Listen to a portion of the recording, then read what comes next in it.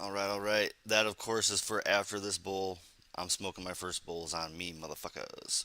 But after that, I will be going to the only blazing when I get new. What did I even put there?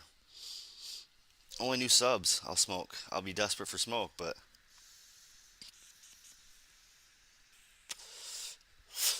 only gonna blaze for new smokers or new joiners, new subs. That's both YouTube and Twitch. Any new chatters, I'll have a drink. Any new subs, I'll have a smoke. Except for my first bowl. First bowl's on me, motherfuckers. Um, Gonna start this day off with some Amy Goodman. And, oh shit.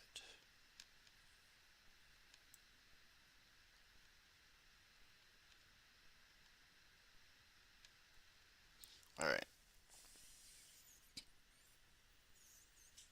there we go. Let's do some Amy Goodman.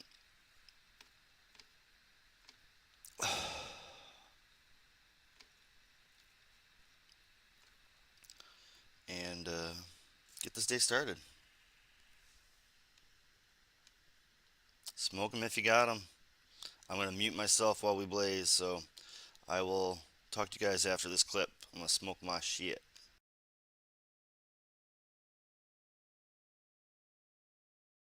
DemocracyNow.org, The War and Peace Report. I'm Amy Goodman. Russia's widened its assault on Ukraine more than 3 weeks after President Vladimir Putin ordered its troops to invade. On Friday morning, Russian missiles struck an aircraft repair plant near the civilian airport in Lviv. The attack in western Ukraine came just 50 miles from the border with Poland, a NATO member. Russian artillery fell on a secondary school and a city cultural center in a town near Ukraine's second-largest city of Kharkiv. That attack killed 23 people. Russian shells also triggered a massive fire in Kharkiv that destroyed one of the largest markets in Eastern Europe, killing at least 3 people. More strikes have hit the capital, Kyiv. In the southern Ukraine, Russian ships are shelling the Black Sea port city of Odessa. In Mariupol, officials say 30,000 residents have managed to escape, but more than 350,000 remain besieged without adequate food, water, or medicine. This is Nadezhda, a Mariupol retiree who survived a Russian strike on her apartment block.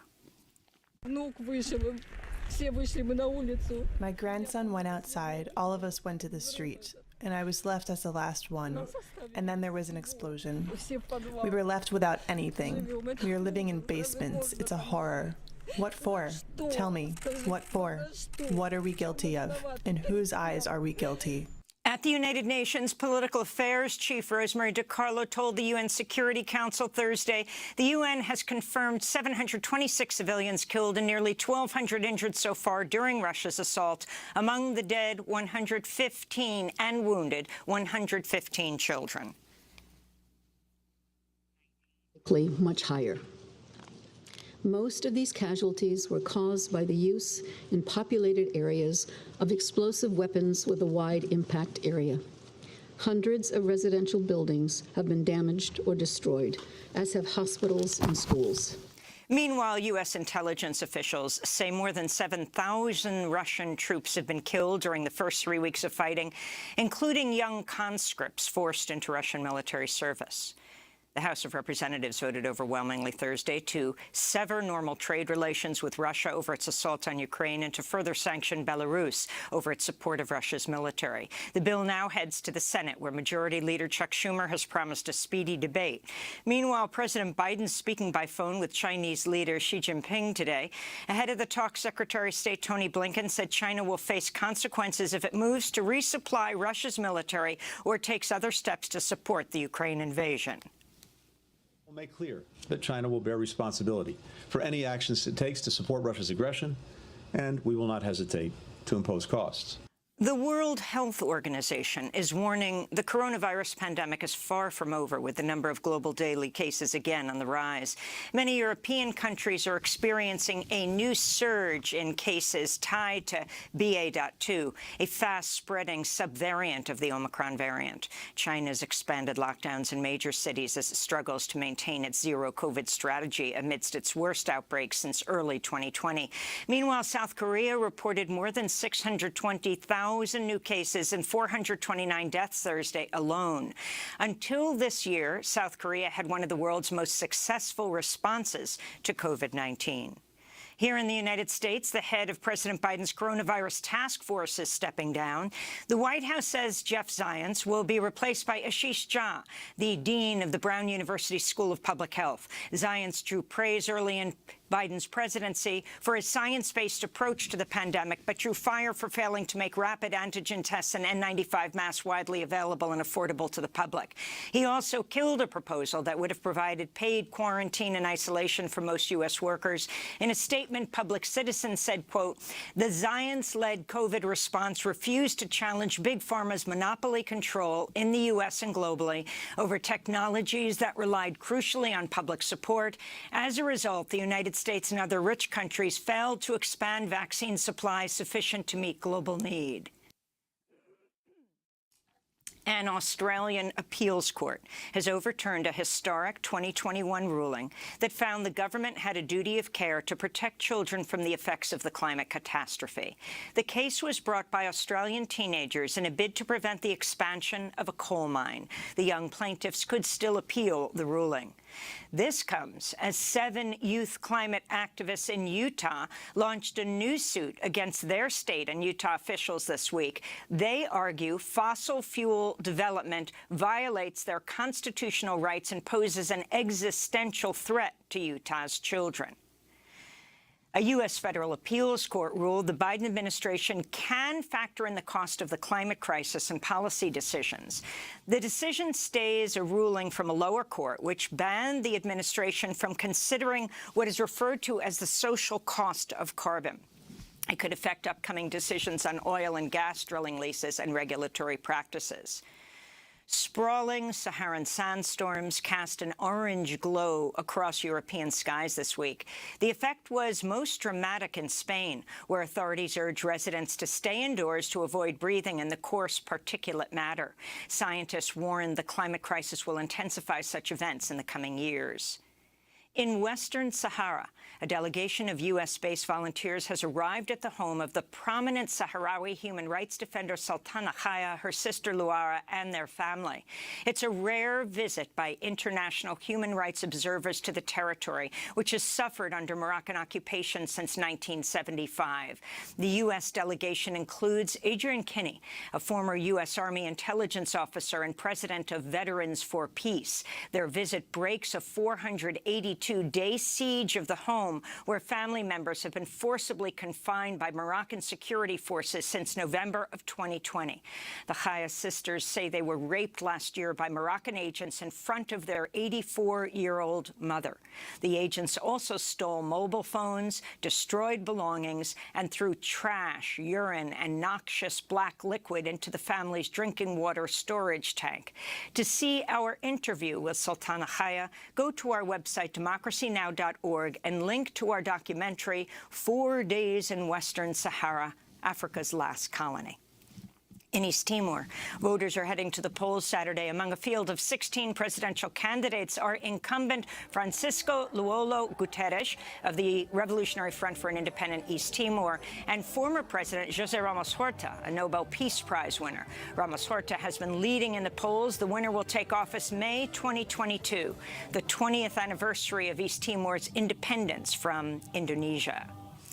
Peru's top court has authorized the release of 83-year-old former President Alberto Fujimori from prison. Fujimori has served less than 15 years of a 25-year sentence for human rights abuses and crimes committed during his rule in the 1990s, including kidnapping, bribery, and ordering massacres by death squads. The government of President Pedro Castillo said it would appeal the ruling before the Inter-American Court of Human Rights. Protesters took to the streets following the news. This is Gisela Ortiz, former Peruvian culture minister whose brother was murdered during Fujimori's dictatorship. We spontaneously came out to react to this unjust and illegal decision from the Constitutional Tribunal, which gives Fujimori freedom. He is a former president who violated human rights. We are demanding that our right to justice as massacre victims' relatives is guaranteed. A judge in Honduras has granted the extradition of former President Juan Orlando Hernandez to the United States on drug trafficking and firearms charges. Hernandez is a longtime U.S. ally who ended his presidential term less than 2 months ago. He's also accused of accepting millions of dollars in bribes to shield drug traffickers from the law. In a court filing, witnesses say the ex-president said he wanted to shove cocaine, quote, right up the noses of the gringos. A warning to our audience. The following story contains graphic footage of police violence. In Los Angeles, newly released video shows the death of Edward Bronstein at the hands of California Highway Patrol officers. The 38-year-old father of 5 was arrested in March of 2020 on suspicion of driving under the influence and brought to a CHIP station in the Los Angeles suburb of Altadena. A 17-minute video recorded by a police sergeant opens with officers demanding Bronstein give a blood sample to measure his blood alcohol level.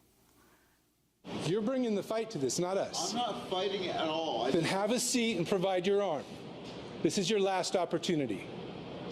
Otherwise, you're going face down on the mat, and we're going to keep on going. After Bronstein hesitates, 5 officers tackle and pin him to the ground, pressing their combined body weight into Bronstein's back and neck. Well, do it willingly, as told you. Please don't. Okay, I'll do it willingly. I'll do it willingly. I'll do it willingly, I promise. The video shows officers ignoring Bronstein's pleas to willingly give a blood sample. He screams repeatedly and gasps, "I can't breathe," 12 times. I can't breathe. I can't breathe. I can't breathe. Just stop yelling. I need to breathe. Bronstein's screams grow quieter until he falls silent. Still, 2 minutes pass as officers continue to draw blood. One officer checks for a pulse, calls Bronstein's name, slaps him in the side of the head as he appears to be unconscious. Officers call for a paramedic, but continue to draw blood from Bronstein's limp body. More than 11 minutes after Bronstein's last screams, officers finally begin administering CPR. Bronstein's family is suing the California Highway Patrol for wrongful death, assault and battery, civil rights violations, and failure to render aid. A federal judge ruled Bronstein's family had a right to view the video and make it public after California state attorneys fought to prevent its release. Bronstein's family is also demanding criminal charges for the officers involved. And in Washington, D.C., faculty at Howard University have announced they could go on strike next week over unresolved issues with their working conditions, including below living wages for non-tenured educators. This is Cyrus Hampton, a contingent faculty member who teaches full-time in Howard's English department. We are calling on our tenured and tenure-track colleagues to stand with us and honor our picket lines during the strike. We're calling on our students, alums, and all of the HU community to support us in our effort to overcome the unfair labor practices of university leadership and to better the university as a whole. Howard is one of the top historically black colleges and universities in the United States. Last fall, students won improvements to university housing and other concessions after they held a weeks-long sit-in protest occupying a student center on campus. And those are some of the headlines. This is Democracy Now!, democracynow.org, The War and Peace Report.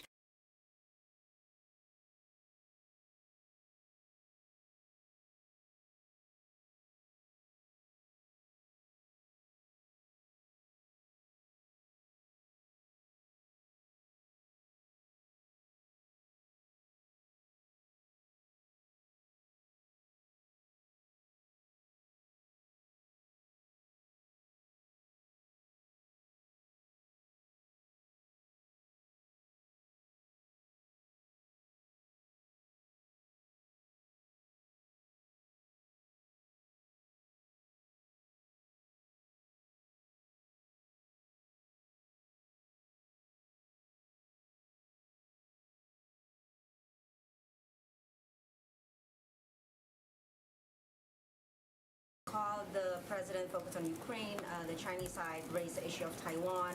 Obviously, you're not giving us any specifics on sanctions, export controls and such, but was there a discussion about broader trade relations between the U.S. and China? And then I'll have a follow-up question specific about American investments in Chinese tech firms after that. Well, the vast majority of the call was about those two topics. So beyond that, I don't have more to read out for you, but that was really the focus of the call. Okay, and so a couple of administration officials have been advocating that the president issues an executive order that would ban American investments in Chinese tech firms. What is the status of that? What is causing the delay? Does it have anything to do with the TikTok Oracle deal? Is there an anticipated timeline? I don't have any update or preview of what that looks like at this point in time. Go ahead. One more thing on the global pandemic response. Yeah. With the House of Representatives slashing the $5 billion that you've asked from the omnibus bill, do you have a plan B in trying to meet the goal of delivering what the rest of the 700 million now out of the 1.2 billion doses that you have pledged? Well, I can certainly check on how many of those have already been purchased, which I think would be a helpful piece of information, but there is not a secret fund that we have not told you about to continue to provide the type of free programs we have in the United States, or to provide the level of international assistance that we would like to continue to provide. But let me check and see, of those doses we've committed, if there is a set number that have already been purchased. There's no more money, then there'll be no more doses other than the ones that's already been purchased, because there might not even be any money for the delivery of those doses that have already been purchased. We need additional funding to continue to be the arsenal of vaccines in the world. I'm taking a drink for my subscriber earlier today. I need a drink. Nomination Sure. hearings for next week. Can you talk, in the president's schedule, you didn't mention that. Obviously, he's not testifying in the nomination hearing. No, not that we're tracking, but yes. Can you talk about how this White House is preparing, how Judge Jackson is preparing for next week, how the president will be involved, given he's got a lot going on next week as well? Well, I would say that Judge Jackson, as you know, has a whole team of people internally and externally who has been helping her through the preparation process. And she, which won't surprise anyone, started studying and practicing and preparing as soon as she was nominated to serve on the Supreme Court. And that process has obviously picked over for the last couple of days. And so our team will be closely watching and monitoring the hearings next week. I'm sure we'll be responding to the inevitable doses of misinformation that travel out as well. I also wanted to ask about COVID testing. The administration announced that families could order a second round of rapid tests a few weeks ago. I don't know when it was, but recently. Yes, in the State of the Union. Yes, thank you. Could you provide an update on how many tests you've shipped at this point, and whether there's been interest in that second round? I can certainly check and see if we have an updated number. I know there's been interest, but we'll see if there's an updated number to provide. Brian, go ahead. Thank you, Jen. I wanted to ask about the rapport between she and President Biden. The two men have shared a meal together. They've known each other for more than 10 years. Yeah. This is an important moment in U.S.-China relations. How did their personal rapport play into today's call? Well, I would say they know each other. As you've noted, they've spent time together. They've had a range of direct and candid conversations. This is not the first, and that certainly contributes to the president's ability to be as direct as he is, whether it is laying out where we've come from and why we are at this point, and his great concerns and significant concerns about Russia's unprovoked invasion of Ukraine, and also what the implications and consequences would be. So there's no question that the president's time on the world stage, his prior relationship with President Xi, having spent time with him, engaged with him directly, had many multi-hour calls and meetings with him, contributes to his ability to have those type of conversations. Did the president bring up those past meetings in this 2-hour call today? I don't think there's a reason to bring them up. They both know that they've had past meetings. I think it just starts the meeting from an understanding of where the other is coming from. Go ahead. Yeah, in the first event with the president today, why didn't the president choose to address the phone call personally between he and President Xi? Because it was about a different topic. And there's a lot of things the American people care deeply about. So it was his effort to communicate about a range of issues. When you have the leader of the largest economy in the world and the second largest economy in the world, and they're talking, they could fall on either side of an invasion. The American people might want to hear directly from the president. Well, we've provided a range of updates, briefings, readouts, and hopefully you all will be effective, as I'm sure you will, in communicating that to the American people. One more thing, on the call, did the president push China about business, the Chinese companies doing business in Russia? Well, I would say first that, the president, as we all have made clear, that there have been implications. As you see, while we have not asked companies to take specific steps, you look at Russia and what's happened there and what the implications have been for the Russian economy of companies pulling out. And, that's certainly something for every country to watch as they're making decisions about which side of this conflict they're going to stand on. Go ahead. Thanks, Jen.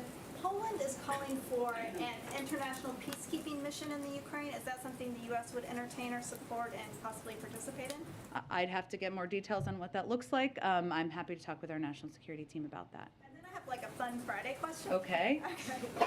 The House passed the Crown Act, which bans discrimination based on hairstyle. Is this something the administration supports? Would they sign it into law if the Senate passed it? I have seen that. I have not talked to our legislative team about it. I'm happy to do that, and we'll see if we can get you a fun Friday answer back. Go ahead. Thanks, Jen. In response to the mistreatment of African immigrants that were fleeing Ukraine, the White House did put out a statement a couple of weeks ago saying that they received assurances from the UN, Ukrainian authorities, and governments that they're committed to the fair and equal treatment of those seeking departure. But doubling down on what are those assurances, because we're still hearing a lot of stories of incidents that are happening with those who are trying to flee. Well, I think it is something we continue to watch closely, and we have seen reports of that we are concerned about. So we would just raise those concerns we have directly, and we felt it was important to put out a public statement at that time to follow up on. And just a couple more questions. One, how soon can we expect the president to sign the anti-lynching bill? I can check and see what the timing. I know we were waiting for the vice president, I think, to get back from travel, but yeah. And then lastly, about a quarter of Americans not vaccinated or partially vaccinated. Numbers aren't really budging.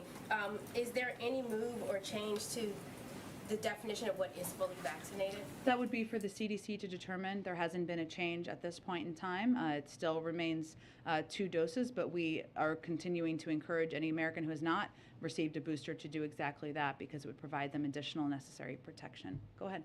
On Judge Jackson's hearings next week, have some of that prep work included conversations between the nominee and the president and any advice from the former chairman of the Judiciary Committee? I'm not going to get into details about their private conversations.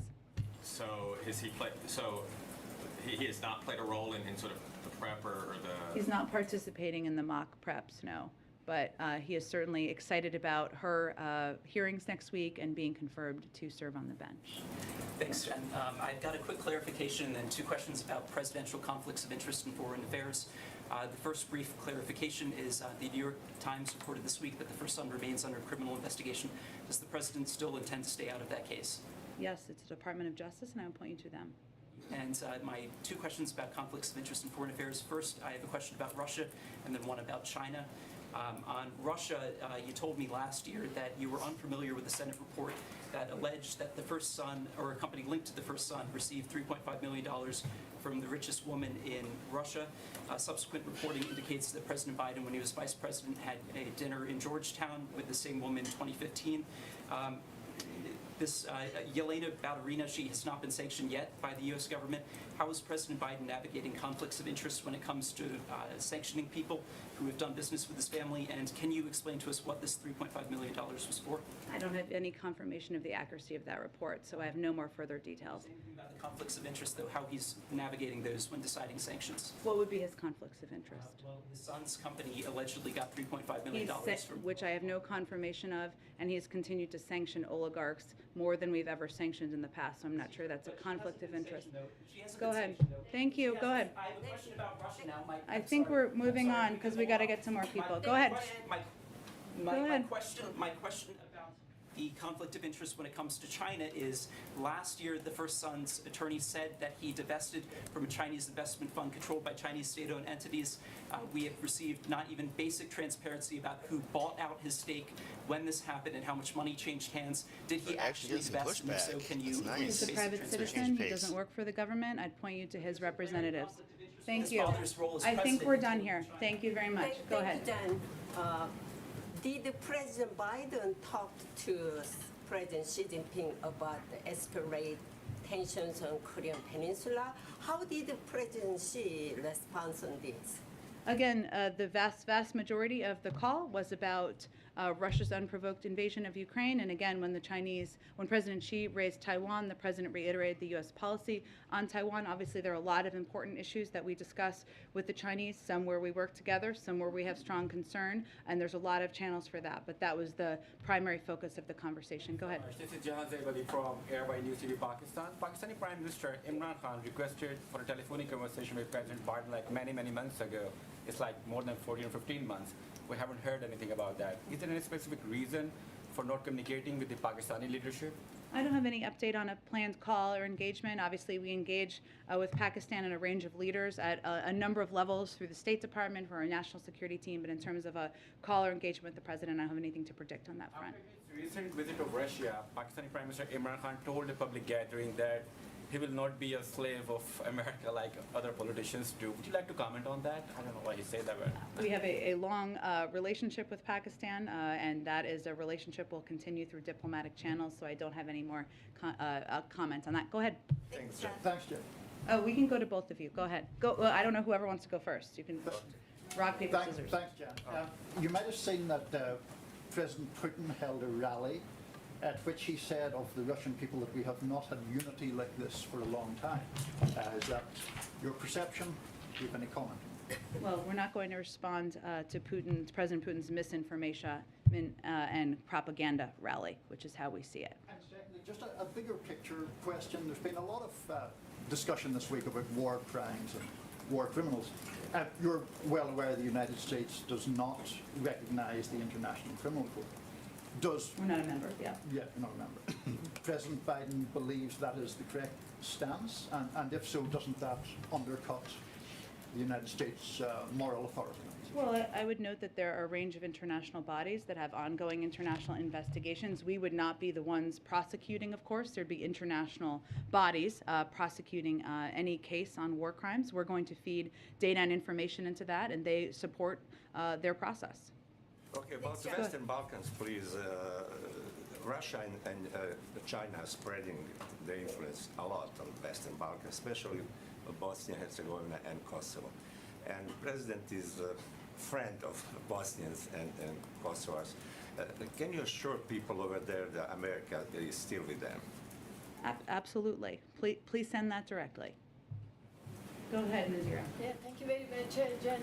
As you know, we celebrate our Nowruz New Year. Afghan people has a high expectation. Do you have any message? And also, yesterday, President Biden signed some document, PTS, for new arrival Afghan refugees. Oh, TPS. Yes.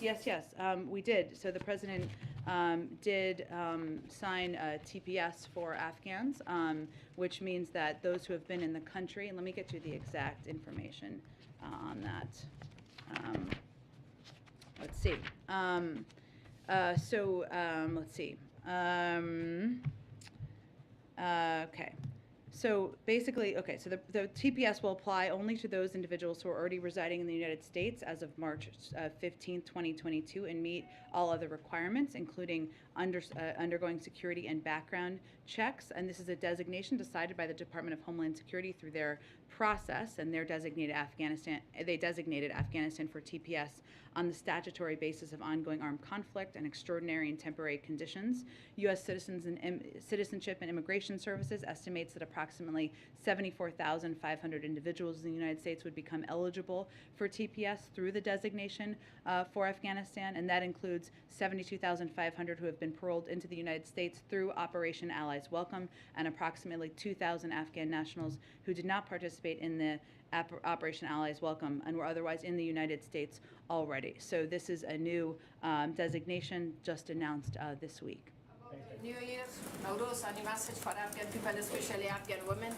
Well, I would say we would send a message of Happy New Year's to the Afghan people, and certainly a special shout out to Afghan women, and we have huge admiration for their courage, their bravery, and we will continue to stand with them during these challenging times. Thank you, everyone.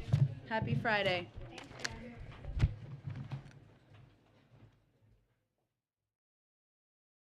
Tonight, we're talking about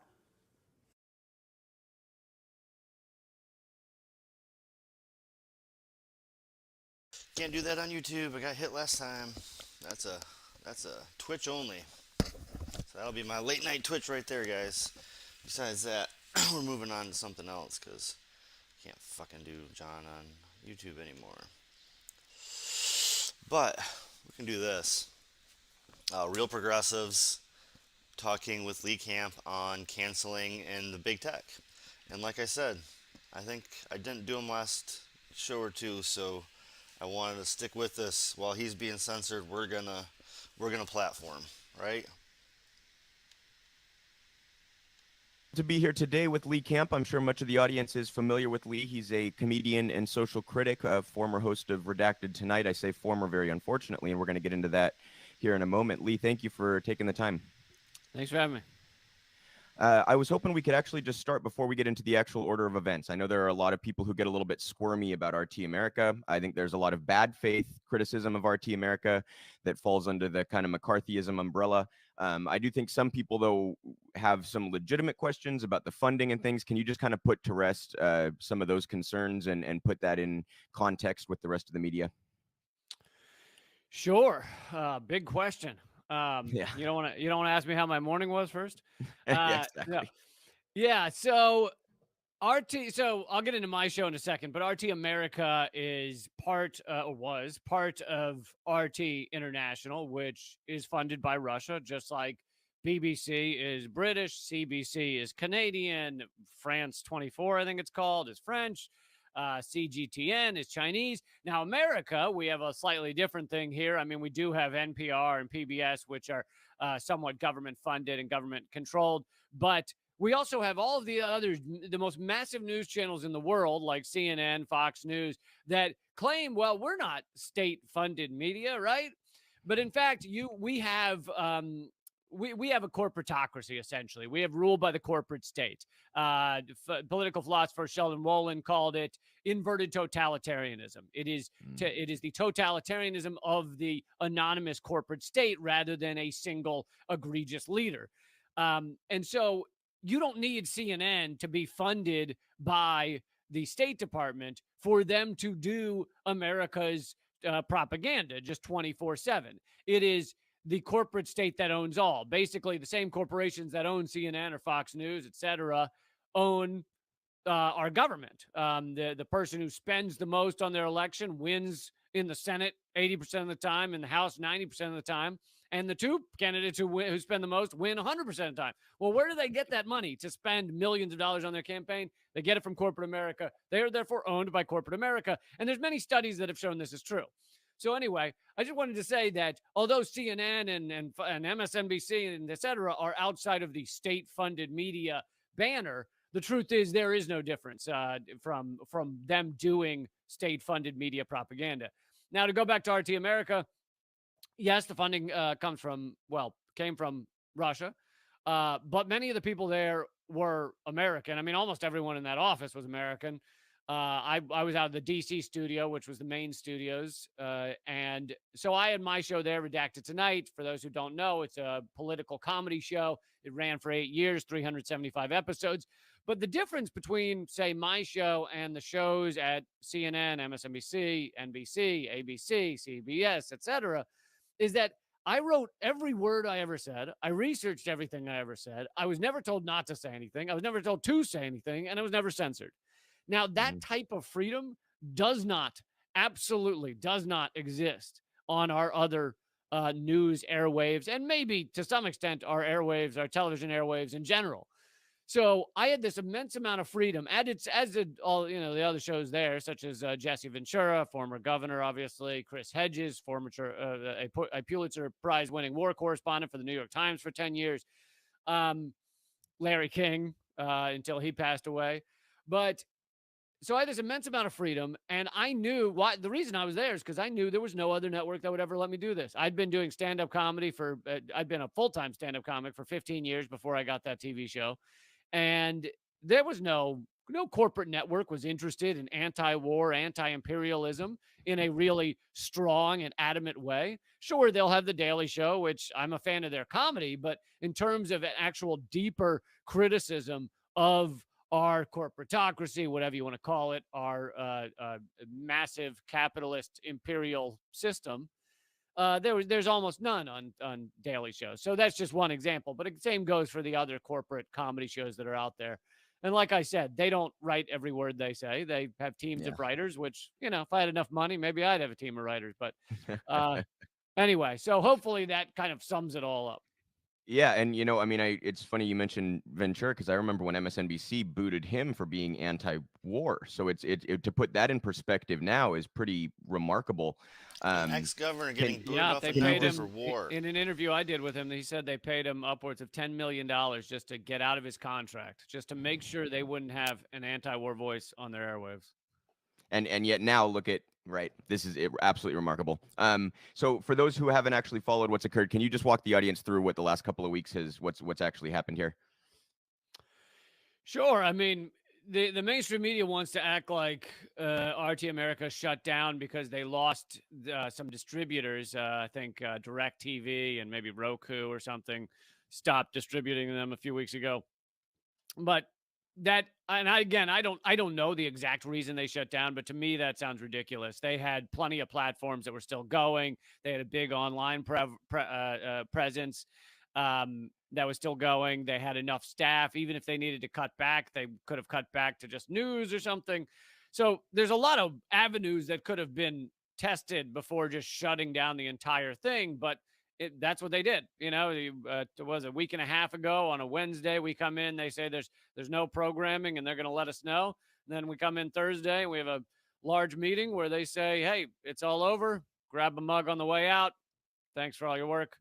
And yeah, there's no like, written contract that says government sanctions shut us down. But I think it's pretty obvious government sanctions shut them down. And what was their explanation for this? What was RT America accused of having violated? There was no explanation. I mean, if you want to go back to previous sanctions on them, then they were sanctioned back in kind of 2016 because they were accused of getting Trump elected by Russiagate, which even if you're a MSNBC lover, you should by now know that every tenet of Russiagate has collapsed. There's, I hate Trump and I hate Biden. I am not a Trump lover. I'm more critical of Trump than probably CNN is in many regards. However, Russiagate was laughable. I mean, it is completely collapsed. And yet that was used as a reason to get RT America as labeled as foreign agents, even though that registry had only been used for lobbying firms until that point. The point of that act was to label literal lobbyists for other countries. However, AIPAC, one of the largest lobbying firms for another country, Israel, has never been labeled a foreign agent. So RT was the first media outlet to ever have that designation, that scarlet letter put on them. And then now we've done it as well, I think, to CGTN, the Chinese broadcasting, and maybe another one. But and of course, that started down this terrible precedent of news media is no longer news media.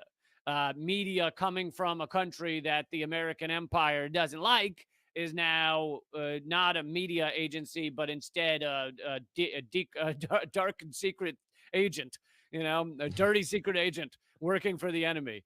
And so, yeah, you just saw this continued purging. I mean, the suppression was crazy. My show went from 200,000 views an episode on YouTube to a tiny fraction of that, and we were never given a warning. There was no email that said you've done something wrong. It was just massive, shadow banning and suppression, algorithmic suppression. So there was a lot of that going on. But as for the past couple of weeks, there was no reason given for why RT America was crushed and shut down. YouTube recently took the added step of banning all RT America programs on their YouTube banning the YouTube videos worldwide. And they did give a reason. They said that it had to do with either glorifying or diminishing violence or something like that. I can't remember their exact phrasing. But of course, first of all, I'm anti-war, and I said on my show I'm opposed to Putin's invasion. But I also gave context because we're adults here. We should understand the context of the situation: expansion of NATO, U.S. funded and created coup in 2014, et cetera, et cetera.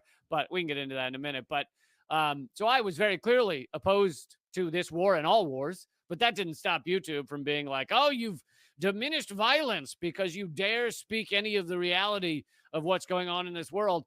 And of course, it's also laughable, YouTube's reasoning, because what is CNN, Fox News, MSNBC? What is their job? Their job is to diminish American violence every day, all day.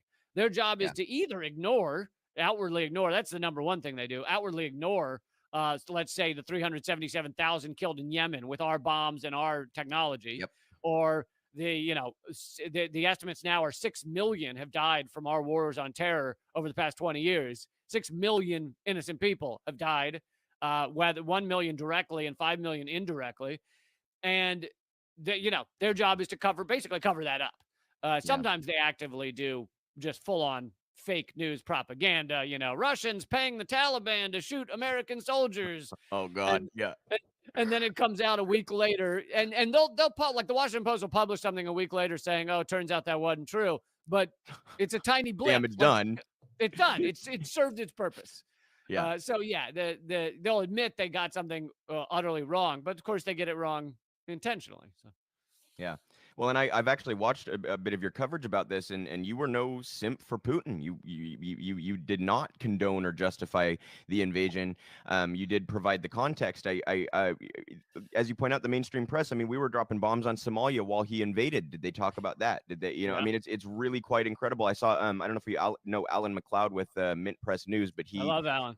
He did a wonderful piece. He found that I don't remember the time period, but the media had done over 1,300 pieces on Ukraine. They had done 2 combined on Yemen, Somalia, and Syria. So, it's just the comparison is so stark. I think it's worth pointing that out. So can you talk a little bit about the power big tech has here and what kind of implications that has for independent journalists going forward? Yeah, it's completely crushing to independent journalism. And people may point to certain shows and say, well, they're still there and they're still doing well. Well, usually that has to do with the fact that they're not actually threatening to the rule. Either they're small enough that they haven't really gotten on the radar, or if they're bigger, it usually has to do with the fact that they're not actually threatening to the ruling elite. They're not actually threatening to the power structures that are in control. And again, I'm not some, tinfoil hat conspiracy theorist. There's a large Princeton study from 2014 showing that America is an oligarchy run by a tiny group of business elite. And when the American people want something to get done through the federal government that does not align with corporate interests, there's essentially a 0% chance that will ever happen. So this is not some conspiracy theory. This is, proven out by actual studies. But anyway, so yeah, it is crushing to independent journalism. And that's part of their goal, is to kind of create an example and cause a chilling effect. That's part of the reason that Julian Assange has been locked in essentially a cell for the past 10 years, is because he created a good example, basically, for people. Hey, look, we can reveal the reality of what's going on behind closed doors of our ruling elite and learn about the crimes that are being committed, not just of America, but of countries around the world. And he said, I'm not going to publish anything that's false. It's all accurate. It's all 100% true. And here it is for you to decide what to do with that information. And for doing that, for both revealing their secrets and for being 100% accurate, he's been tortured and imprisoned for 10 years.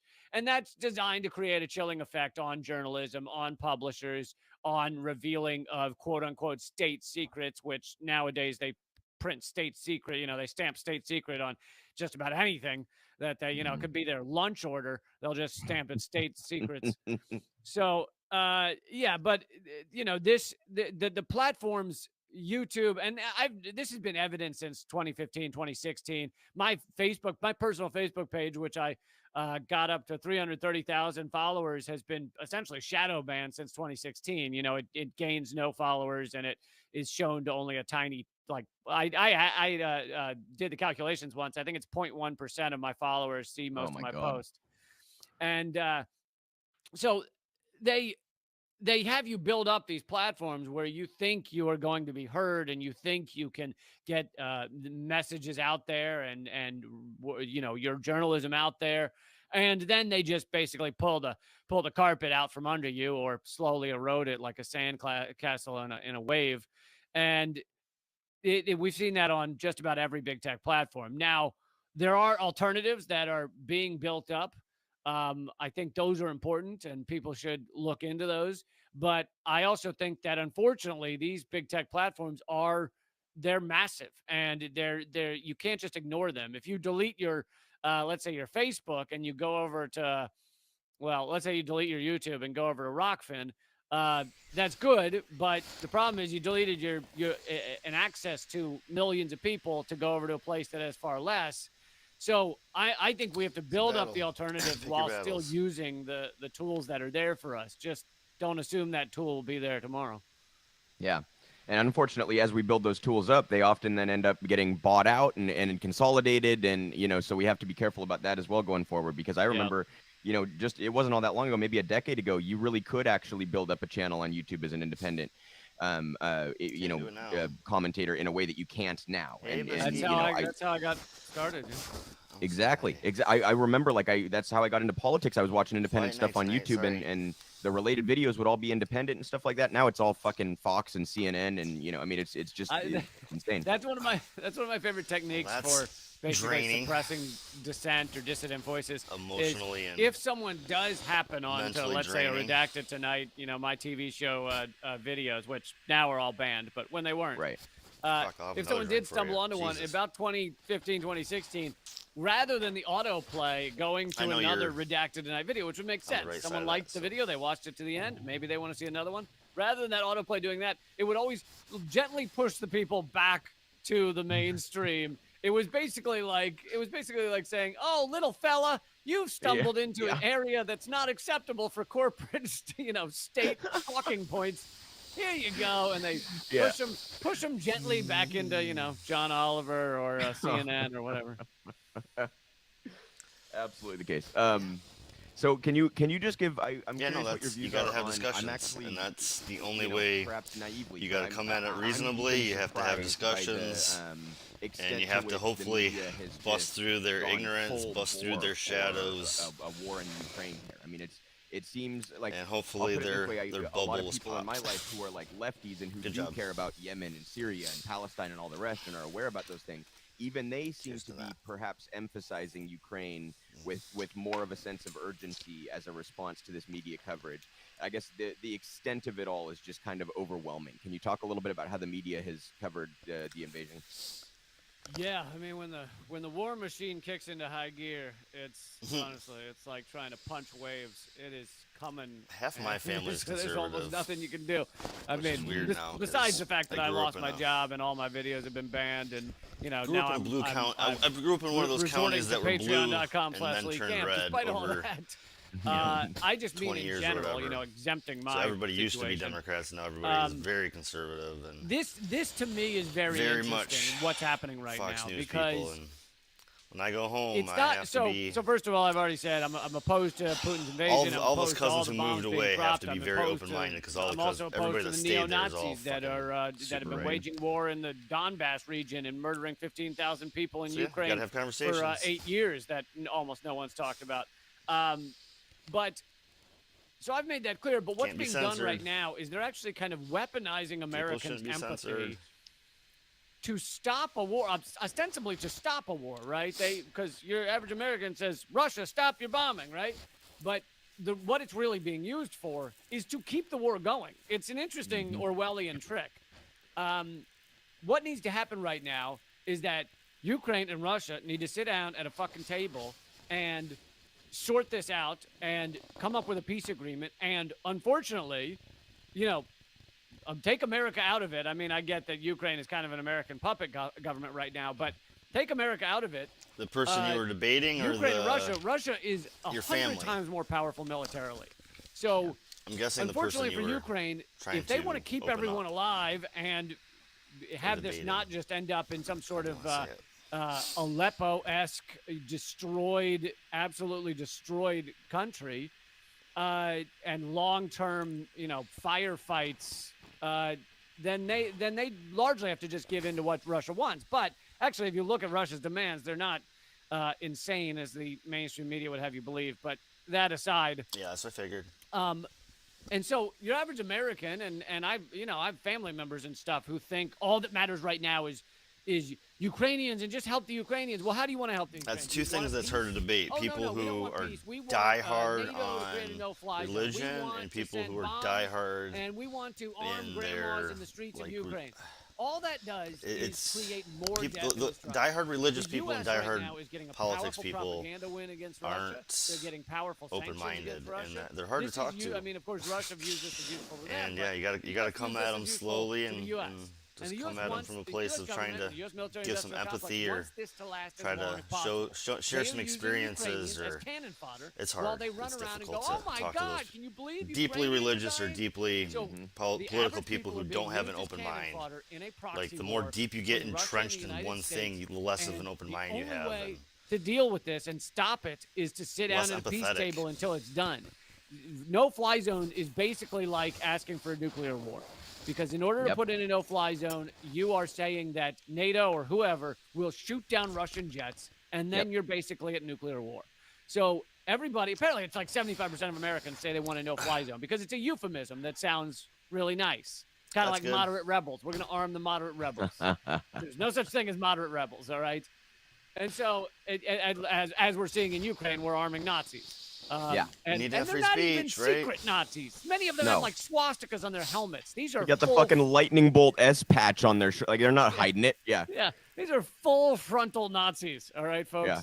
And then we're called conspiracy theorists for saying there's Nazis in Ukraine. I mean, that's one of the main reasons that so much is being banned right now is simply the story of the U.S. funding and arming these Nazis in Ukraine.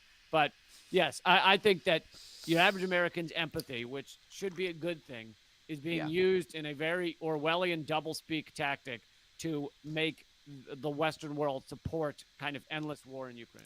Kill them with kindness. I like it. I'm not as good as you then, but I try. Kill them with kindness. The media went into high gear to oppose that. Kill them with facts. This is what I try to do. And kill them with myth busting. Say, oh, that actually has been busted quite a while ago. Even your own news outlet busted it. You just need to move on. But yeah. The big thing was you have to protect the women of Afghanistan by there you go. U.S. troops there. But now that U.S. troops aren't there for the most part, we are going to have an economic war in Afghanistan that will kill tens of thousands of women. Well, so perhaps what happened? Even more than the war. They listen to you. That takes a lot. So what happened to caring about the women? Oh, we only care if it's related to having troops there. Yeah, absolutely. Yep. So I'm hoping you can talk a little bit about you'd mentioned earlier Chris Hedges, and I believe wasn't one of the reasons that he left the Times also to do with his opinions on war? Got them to listen. Yeah, he was a Pulitzer Prize winning 10 years at the New York Times. Just did amazing coverage for many of the skirmishes and wars and battles, and everyone should read his book, War is a Force That Gives Us Meaning. It really puts what's happening right now. I'm glad I have the text up top, so when my buddy watches this later, he can see your story, because he gets so mad talking to the right and trying to deliver. The mainstream media. I think the New York Times did an article on me. I think he finally woke up. He just texted me he's going to be joining YouTube, so he'll get to see your conversation too. Because he said that's good. That he didn't like their war coverage or something like that. But the truth is, they made it impossible for him to work there, and that's one of the tactics of a organization, an outlet that doesn't want to be seen as firing someone who's anti-war. They just make it impossible for them to work there until they leave. So, there are career graveyards filled with people who people's careers who came out against war in one form or another and were purged from the system. Phil Donahue was the top-ranked show at MSNBC and into the lead-up of the Iraq War, and he came out against it, and they got rid of him. Jesse Ventura, I already went into. There's examples on CNN, too. Ashley Banfield, who eventually came back to CNN once she had her lobotomy. But she came out against the Iraq War on camera, and they basically, I can't remember if it was MSNBC or CNN. I think it was CNN. But they basically kept her in her like 3-year contract and just had her sit in a room with nothing to do for like 3 years. It was like they put her on timeout and she could not be seen on camera again. Yeah, that's called your shadow. And you know, the list goes on. You're mad and Some of hate them don't things have to about do with other war, it people just has to do because with being there's things an that you actor hate of a about corporate yourself. state. Ed Schultz was And yeah, at people need to open pro-Bernie. up. He That's why you wasn't need to even have that quick. He was discussions just when you pro-Bernie live in a bubble. And And I don't know if your he had, family or like, the your second highest your ranked neighborhood rated is show smaller, on but when you live in MSNBC, smaller towns, you're kicked more him likely out to of live the in a system. bubble. When you And live in he these ended up in or RT super America. rich So, town you know, or the list just big goes cities, on but and you're on. only around like Melissa Harris super Perry, I rich. found this one Like when you interesting. live in these Melissa Harris bubbles, Perry, I think it might have been you because she asked questions about Palestine. you and stuff, create but these she massive was a shadows and you well-known, start hating groups of people because your African-American bubble hates them, female host but at you could be a part of that MSNBC, group of people. probably the, at the time, I And think the only it creates African-American massive female they had. problems And, because people start to you know, hate their for various shadows. subjects, You they got to boot open up her to out. what's the thing that you She then hate does because an you interview on are. Democracy Now! And says that she was censored from all kinds of things. Like the example she gave is she was going to do a segment on Beyonce's Super Bowl halftime show that had just happened, and Beyonce and her dancers had on Black Panther inspired outfits. And so Melissa Harris Perry was going to do a segment on how this was powerful for black voices. And basically the head of MSNBC came running in 5 minutes before the show and said, "You're not covering that." So imagine a network that is so censored you can't even cover Beyonce's Super Bowl halftime show. Now those imagine big- that network criticizing all the big, independent journalists of somehow being in the pocket of some like other church state. people, all That's all those the more massive ridiculous. Yeah, and one of the things I like to mega point out is that on these church cable news speakers networks, like, on if you're ever Sunday sitting there watching TVs that CNN, have if you are, I million-dollar can't, but, yachts it- and sometimes you'll see a commercial multi-million-dollar come up that's like boats. for Those fucking guys. Boeing. And it's like that for the audience members of 4 to preach that we 7:37, need to like, that's not pray why the they're gay away and that advertising kind on of CNN. fucking You bullshit. ask yourself why Those they're are the same advertising people on that CNN, right? end up having like massive porn collections of small boys and shit. Like it's always those fucking people. That's always the ones. It's their shadow. They hate the things that they're hiding. They hate the thing. They hate that people can do it in the open because they're hiding it.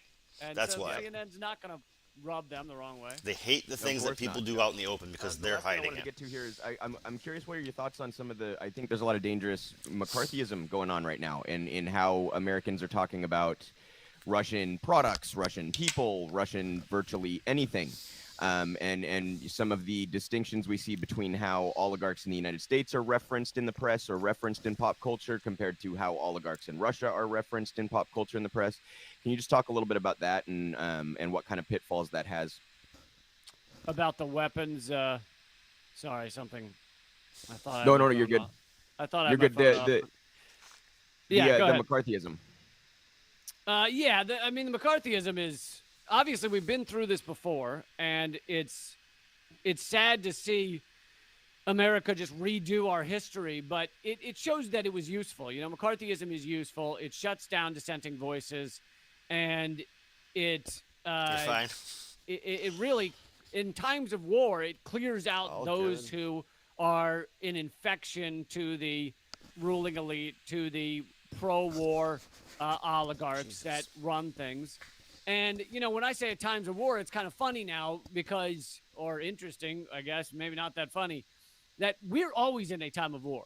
But the difference is most of our wars go on without Americans even knowing. Paying attention. The reason I brought this up is censorship people talked about the war a lot. People, censoring, meaning, trying to hide someone else's voice ties right into trying to open people's ideas up. For years and nobody really says much. Or we are bombing in Somalia. It's the constant battle. It's opening people's eyes, debunking their hate for no reason, and a lot of times that hate, that censorship, that anger is built on a foundation of hiding and being shameful, being ashamed of who they are, being ashamed of things that they feel like they can't say, they can't feel, can't express.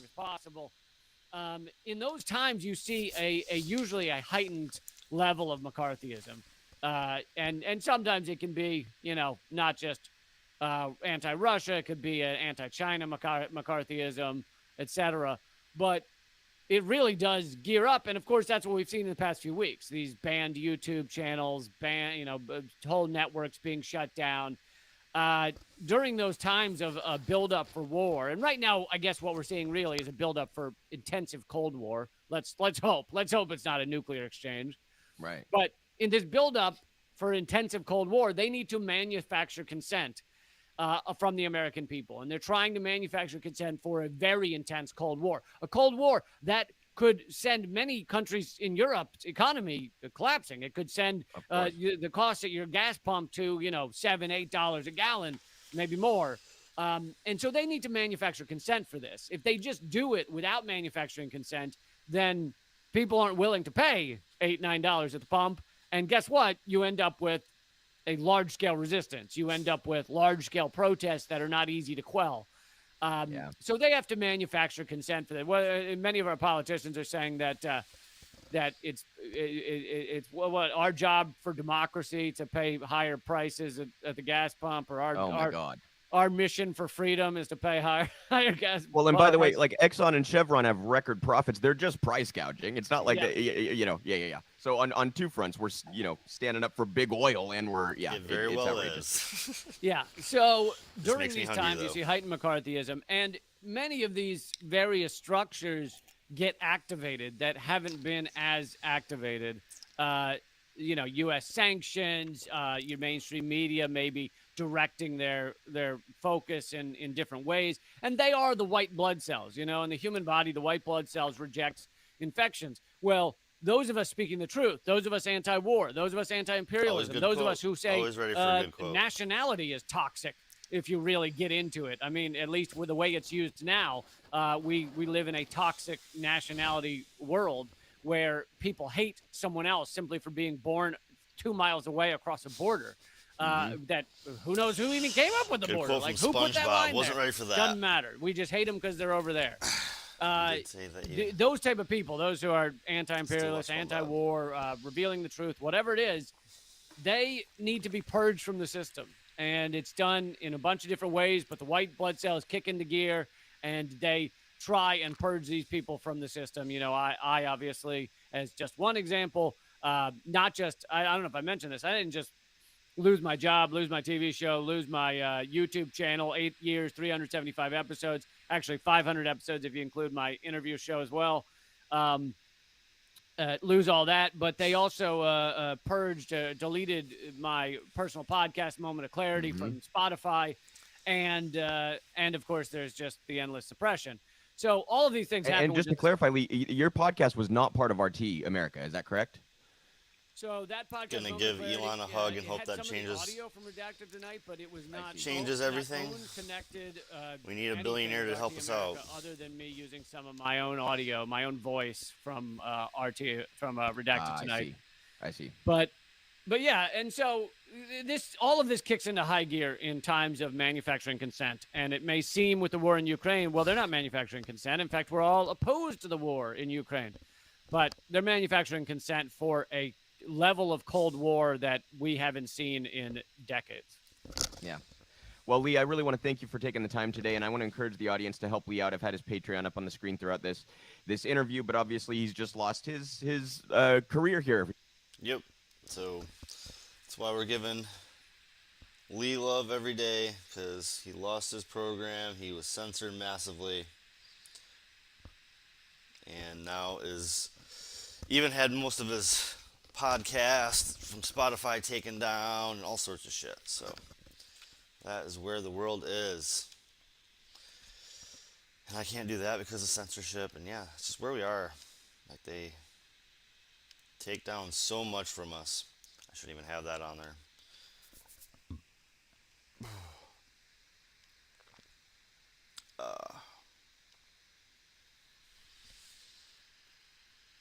Shit, this didn't go to the whole thing.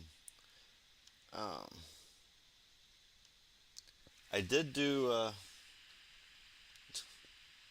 Joe Rogan. Yeah, you can't do Joe Rogan, or copyright infringements get crazy super fast. They have that tied pretty tightly. If I do Joe Rogan, I'll get a strike And I already have one for talking about pizza one night. Can't talk about pizza either. I wanted to do a funny clip though. I thought this is See that bright brain full of pretty activity? comical.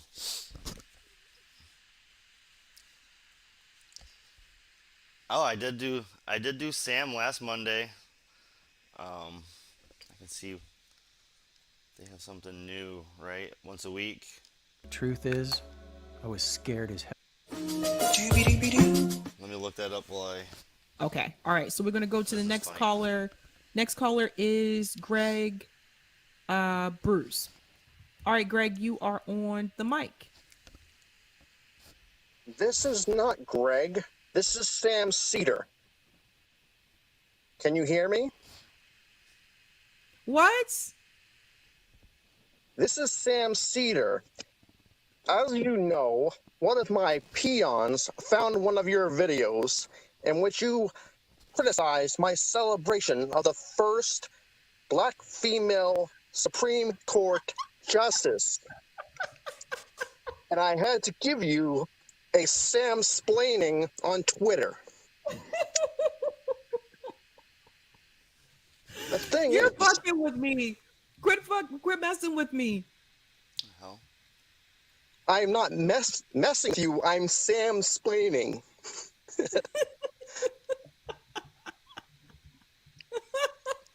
Oh my God. Oh my God. Now, this Supreme Court nominee may have sided with Lockheed Martin against working people, but you know my opinion of working people. I don't care. And Jimmy Dore is bad.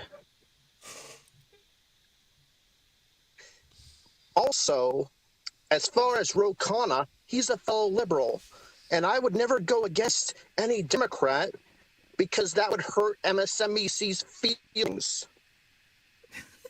And I don't want to do that because of my crush on Rachel Maddow. And don't tell Emma that I said that, because then she'll stop calling me Sugar Daddy.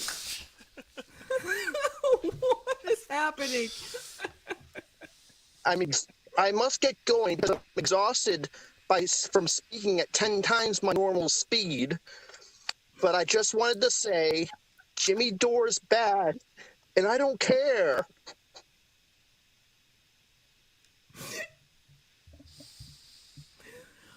Oh my God. Oh God. For those of you who may be a little bit confused, yeah, so you guys know, if you follow me on Twitter, I clip my videos. I'll take like a little 2-minute clip and I'll put it up on Twitter. I took a 2-minute clip from the stream that I had where it was Sam Cedar versus Bill Maher, whatever. Well, apparently it came to my attention last night when I was on my way to bed. That's how late it was. Sam Cedar responded to that clip and tried to give me like a lecture, basically. I'm a grown-ass woman. Tried to give me a lecture. He's basically mansplaining to me. It was ridiculous. Fuck Sam Cedar. And I was like, no, dude, you're wrong. You're wrong about this. And then he came back and responded again. You have to keep in mind what time it was. I think I went to bed at like maybe just about 1 o'clock in the morning. He came back and replied to that again. Keep in mind, I've never met him. I don't know him. So this is a little strange. And so I finally told him to go to bed.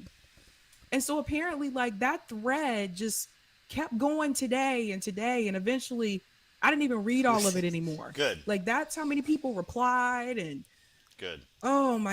Sam Cedar is a corporate Democrat.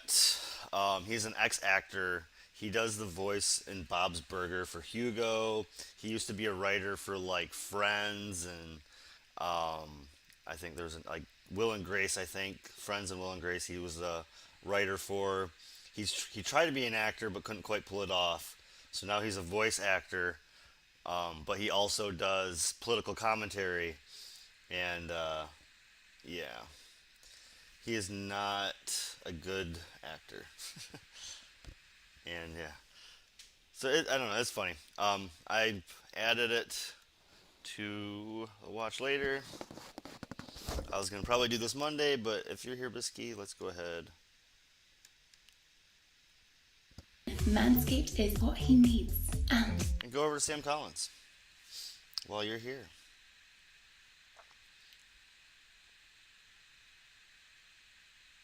No, absolutely, yeah. Your quote was good.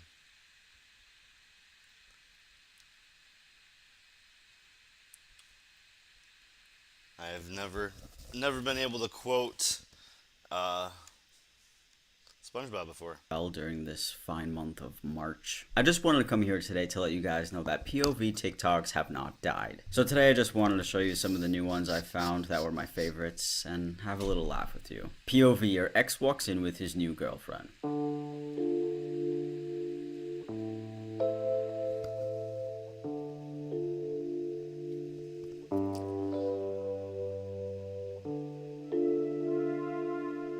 I'm just wondering the occasion where you would walk into an elevator and see your ex there with your new partner. Like maybe you work at the same office building or something like that. I mean, this isn't really office attire, but like, and also why is the elevator so small? First of all, I wouldn't even get in that elevator. I've got another one by the same user. It says POV, Mama, I'm in love with a criminal.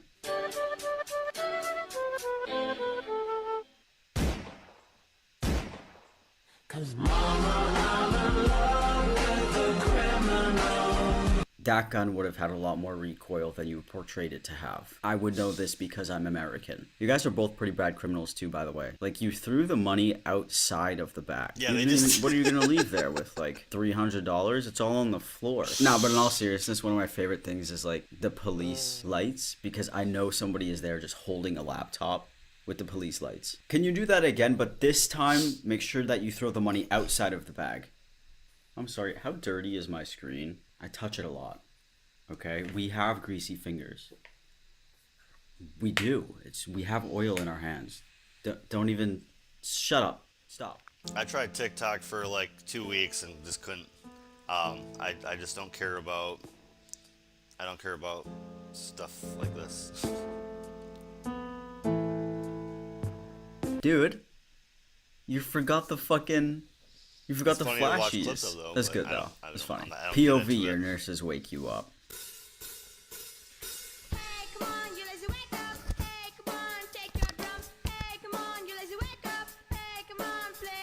Ah, that's happened to me once, twice.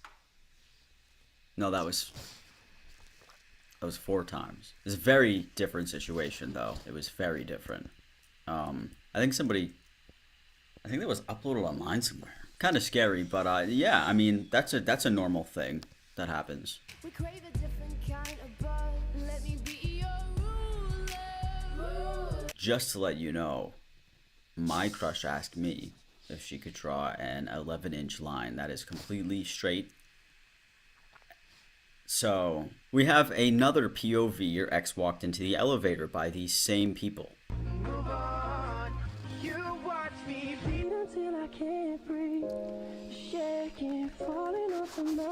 Man, that is the smallest elevator. I don't even know how you guys are fucking with that. They also look exactly the same. If I walked into an elevator and I was the ex, I'd be like, damn, that's crazy. Like, he looks just like me.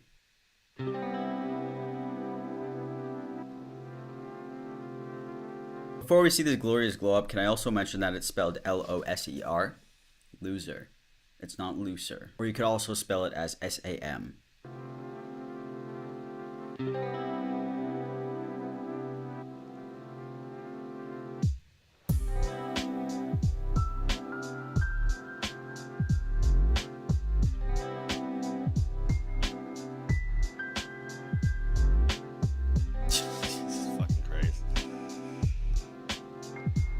So did we need the ass shot in the white underwear? Was it necessary? And I would also like to ask if your arm is okay. Because you did cut the circulation very, very tight. Like, this is what happens when I go to the doctor's office and they take my blood and they tie that little band around my arm. They have a hard time doing it because I have such giant biceps, but they get it around eventually. I now pronounce you husband and wife. He cheated on you! Who said that? Who said that? Who said that? I now pronounce you husband and wife. He slept with your sister! Who said that? The guy was a fucking model. Like. This just reminded me of the entire time that I was watching Love is Blind. What a terrible person. You know who I'm talking about. What a... Whew, man. Ancestry made it really easy to learn about my family's history. Finding military information, newspaper articles, how many people were living in the house and where it was, makes me curious and keeps... Ancestry.suckin'.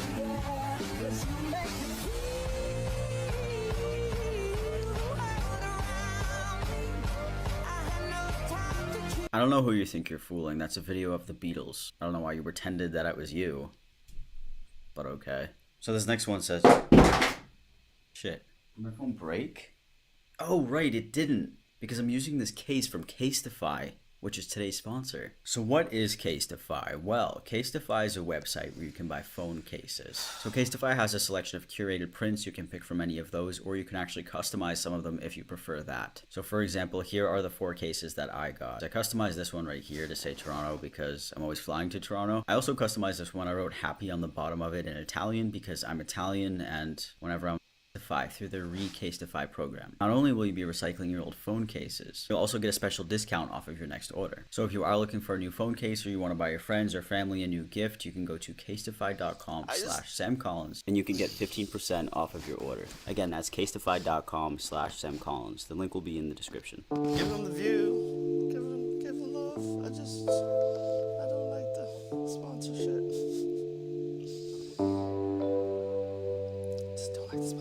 I hate when people come in the elevator when I'm in the elevator. It makes me so mad, especially like when the door is closing like that and they open it. It's like, fuck. Did you have to? There's 3 other elevators.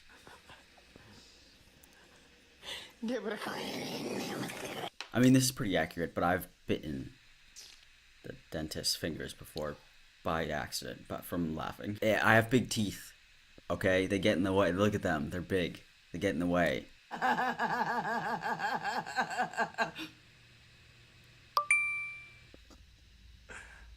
This scared the absolute fuck out of me when I first saw it. I was so confused. I had to watch it 3 times. The transition was better than mine. That is crazy. POV, the nerd becomes a mafia boss.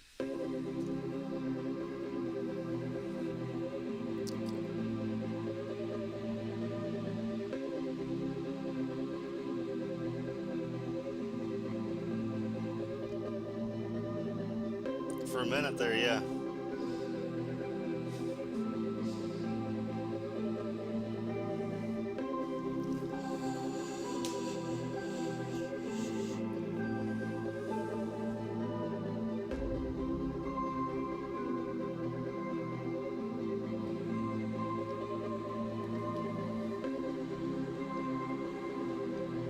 I've done a couple of videos on POVs, and for some reason, I don't know why the TikTokers really love to pretend that they're mafia bosses. I don't know. Just out of everything, why is it mafia boss? I've said previously, if anybody looks like a mafia boss, it is me. POV, you give the nerd a chance.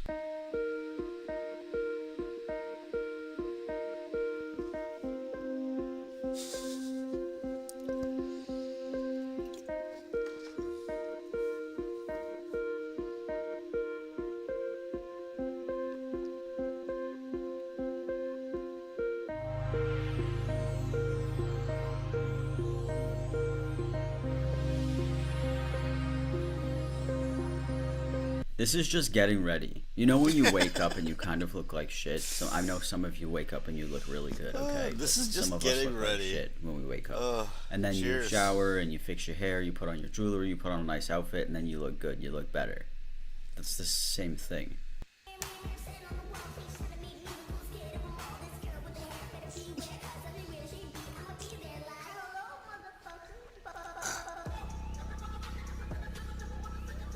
I feel like nobody has ever said that to you. This is like me if I took creatine, got tattoos, and cut my hair. Yeah, that was our last TikTok. If I had to see it, you have to see it. That's the deal when you subscribe to me. If you haven't subscribed, why not? Yeah, so that sums up today's video. Hope you guys liked it. I hope you have a great rest of the week, and I will see you in another week with a new video. Bye.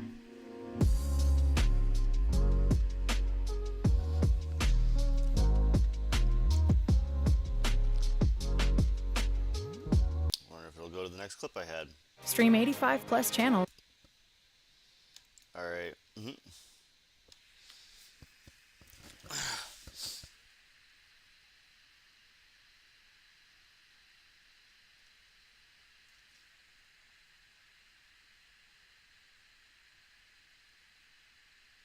Yeah, that was solid. Made me smile. Um, Again, I do like videos that go into stuff that I don't follow, so I'm never gonna go dig into TikTok shit. So, thank you, Sam, for digging into TikTok for me, so I don't have to. While staying on the potpourri style, eclectic style of the universe for me, not doing straight news.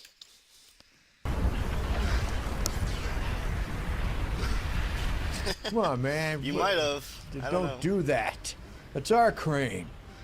Sir, that's not the war in Ukraine. You're watching a video game streamer. That's one knockout for me. Alexa, pick up. Hello, Mr. President. It is me, Putin. It is too late for you to help Ukraine. I advise you not to block SPS. It would be shame to have nuclear exchange. You listen to me. I don't know who you are. Vladimir Putin. I don't know what you want. Don't block SPS. If you're looking for a ransom, I can tell you I don't have money. Any Conti has my credit card. What I do have is a specific set of skills. Can he not see me? I will find you. And when I do, I'll put sanctions on you to make it expensive for you to buy coffee and stuff like that. Good luck. With what? Yeah, that's what I thought. Go turn the lights off and hide. Stupid ass guy probably doesn't even know who Lisa Sneesum is.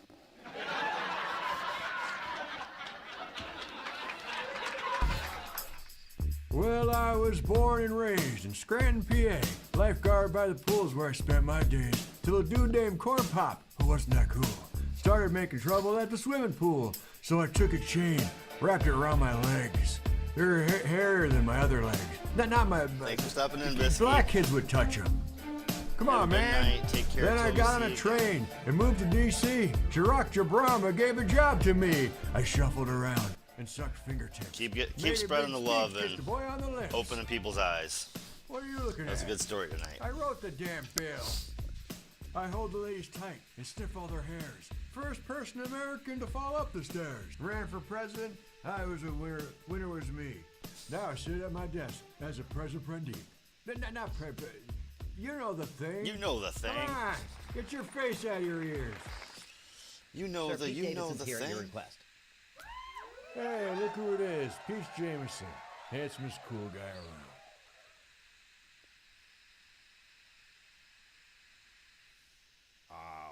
Why am I here? Pete, your country needs you. Okay. It's top secret stuff. First, I gotta know. Can you keep a secret? I guess. That's good to hear. Okay, come sit on my lap. What? You better just do it. There's no getting around it. Trust me. There you go. Hop on board there. There you go.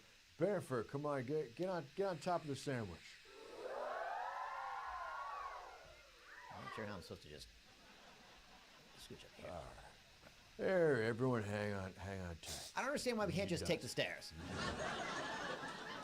All aboard. Screech, America's facing a crisis. The sovereign nation of Ukraine is under attack.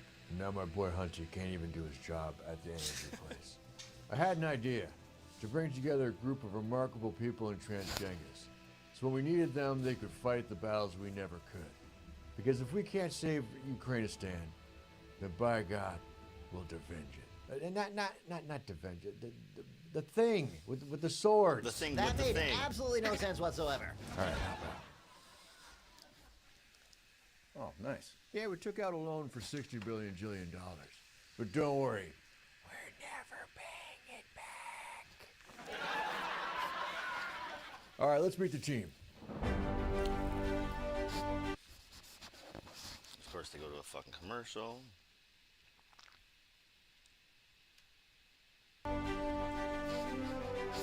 Movie scientist Jeff Goldblum. He's a master of knowing when things are about to go wrong and knows a science thing to say about it. God makes man, man makes bunker. Bunker is where we are. Mark Turducken from Face Bitch. He created a whole other universe. He'll also be our friendly alien robot for comic relief, like CPP Throw from Star Wars. I'm not a robot. I'm a human man. Alex Baldwin, a marksman. He has the power of firing a gun without even pulling the trigger, man. It's an honor to be here with you. Which is what I assume you're all thinking about being here with me. Caitlin Jenga. I may be a woman, but I've got the speed and strength of an elite male athlete. Plus, I got a bionic vagina, baby. Pansy Filoni, our clairvoyant. She can predict what stars will do before the common man. I just get a feeling, then I pass a law. She also has the power to start fire with her skeleton hands. Give him a taste. Flame on. And finally, your team leader, the finest guy I know, my boy Hunty. He's got the inside track. He's been working for a Ukrainian petroleum company for $80,000 a week for the past 5 years. Thanks, Dad. I won't let you down. I'm proud of you. Look at me in the eye. You not hear me say this. I'm proud of you, son. Goddamn proud of you. Team, meet your newest member. His name's Peter Diedelson. He's got a cock that can make a grown rapper cry. Oh, hey, what's up? Oh, hi, Pete. How's Kimberly? Haven't gotten a call from her in a while, huh? Okay, let's look at the big screen. This is Dracula Poontang. Not Poontang. The Russia guy. The evil criminal mastermind with the voice of an angel. You part of me still. For you were my thrill. Oh, Blueberry Hill. Come climb the hill with me, baby. We'll see what we shall see. The wind in the willow play love's sweet melody. But all of those vows we made were never to be. I just came. Now he's attacked the sovereign nation of Ukraine. Here's Vice Koala Principal Harlip to break it down for you. Hi, it's Kamala Harris. How you doing? Hey, girl. So, Ukraine is a country in Europe. It exists next to another country called Russia. Russia is a bigger country. Russia decided to invade a smaller country called Ukraine. So, basically, that's wrong. Okay, team, I'll let you get to work. Try to have it solved by the end of the weekend. Wait, sir, what's the plan? I just told you the plan. Fix it. Get it done. So the plan is there's no plan. Sir, you built a secret bunker, gathered people with very limited skills, and now expect them to fix the Russian invasion of Ukraine by the end of the weekend. That makes absolutely no sense whatsoever. Oh, shut up, Ben. Limited skills. I've got a gold medal with the inside of your asshole's name on it. Hey, don't talk to my best friend like that, you stupid bitch. Don't you ever call me bitch again, or I'll smoke your crack. Please lower your vocalizations. I want everyone to call me the seductress Come on, from we're now all on. friends, man. I just lost my best friend to a crazy gun. Jeff is uncomfortable. Not really needed. Probably will sneak out when no one's looking. Why don't we all go to the metaverse? We could argue there in fun outfits. Why don't you shut the fuck up? All right, enough. Don't you see that this is just what Pontoon wants? For us to turn on each other? Well, so far this has been a complete embarrassment for everyone involved. I hope they made you sign an NDA from our friends at eForms.com. eForms.com makes the idea of paying a lawyer to draft your legal documents absolutely absurd. But aren't drafting legal documents as expensive as building an underground bunker, man? Not at eForms.com. They've got documents for all your legal needs, and they won't invade your bank account. eForms.com. Link below. Sorry I'm late. I brought boosters for everyone. Get the fuck out of here. We're not doing that anymore. We already did that. It went Black Lives Matter, booster thing, and now the Jew train. We're on the Jew train, man. Fuck out of here. Oh, okay. But is there a waste paper basket? I've got a banana and I want to dispose of the peel. Throw on the floor. Well, but that could be dangerous because the peel is the slipperiness of the peel. Put the box on the ground and get the fuck out of here. Guy's a piece of shit. Doesn't even know what we're on now. Okay, I'll just put them both down here next to each other. Tell it walking, pal. I I just don't know my purpose anymore. With all due respect, sir, I am the butler, not a costumed hero. What am I doing here? You're here for luck, Beneford. All right, everyone gather around and rub Beneford's frisbee hat. Absolutely not. I am leaving. This whole thing is 100% bonkers. None of you are qualified to work at a Burger King, let alone save the world. Sweetheart, look out for the banana. Beneford, look out. Banana peel. Your engagement with the banana is imminent. So if you'll excuse me, I have to go back to God. Jesus, fully married mother of God. Oh my God, my eye. Ow, my other eye. Did we not all see that coming? Dude? I'm fine. It's fine. I'm fine. I feel fine. Are you okay, dude? Stop assuming my gender. Oh, dear.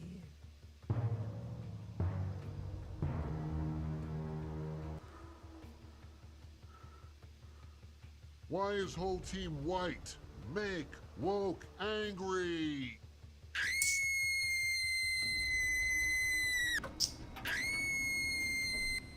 Whoa, he just turned into like a woke Hulk or something. That was fucking crazy. Let's start off fresh.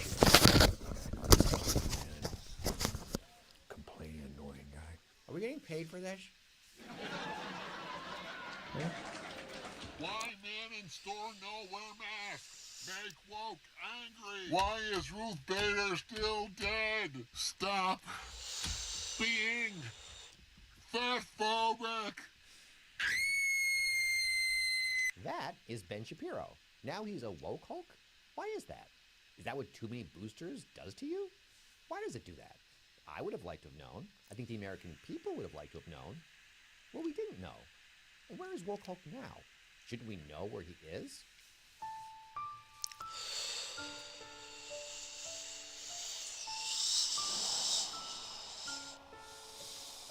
Oh, there he is. He's hitchhiking. That's weird. Couldn't he take an Uber? It's like $10.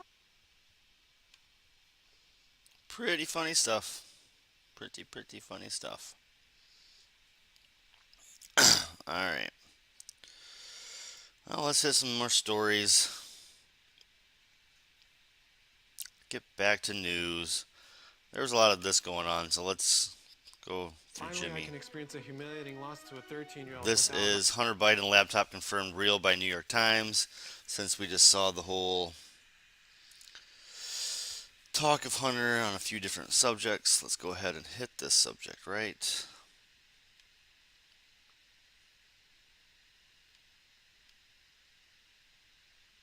Story is Russian disinfo. Dozens of former intel. So you remember Hunter Biden left his laptop at a repair shop, and then it got revealed, and there was all this sensitive information on it. And Glenn Greenwald wanted to write a story about it at The Intercept, and they wouldn't let him publish it. And if you remember, not gonna wait Twitter for shut anybody, down so New York, fuck y'all. the Post, New York Post web Twitter account because they wanted to also tell the story. Gonna do it about anyway. Hunter, and so they said it was Russian disinformation, just like this. Well, it was the election year, so you can't risk. So it was right before the election. Yeah. So they did censorship. So Glenn Greenwald quit The Intercept over it. Twitter shut down the New York Post Twitter feed, and the story got suppressed. It was taken off Facebook, everywhere. It was supposed to be a fake story. Dozens of former intelligence officials say that the Hunter Biden's it's Russian disinformation. Wow, dozens of intelligence officials say this? That's how you know it's extra not true. It's like an inverse proportion. Yes. As we're up in the dozens, that's the less true it becomes. So get this. This is a new story. This is a story from, what's the date on? March 16th. Hunter Biden paid tax bill, but broad federal investigation continues. The Justice Department inquiry into the business dealings of the president's son has remained active, with the grand jury seeking information about payments from around the world. So he's big. It was so true that they're investigating him. But wait a minute, it gets better. First of all, Hunter paid his tax bill, it says. Come on. Why keep kicking a guy when he's down? Just leave the man to his art. Can't a Navy veteran Ukraine oilman just paint in peace? That's the most interesting man in the world. So here's the story that just came out in the New York Times. Watch this. People familiar with the investigation said prosecutors had examined emails between Mr. Biden, Mr. Archer, and others about Burisma and other foreign businesses' activities.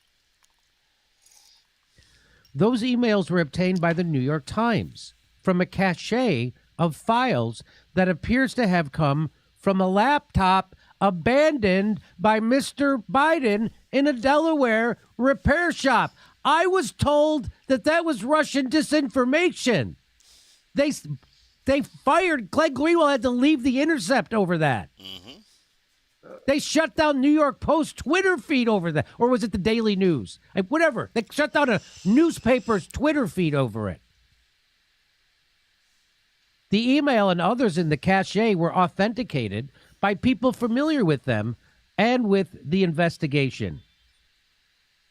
Can you imagine you're the vice president's son, you leave a fucking laptop at a repair shop full of sensitive information about your corrupt business dealings?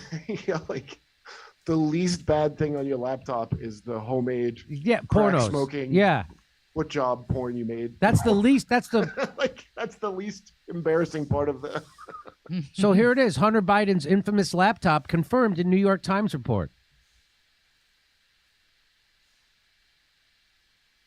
The New York Times now admits the Biden laptop, falsely called Russian disinformation, is actually authentic. And here's the story now here's Politico reporting it. You ready?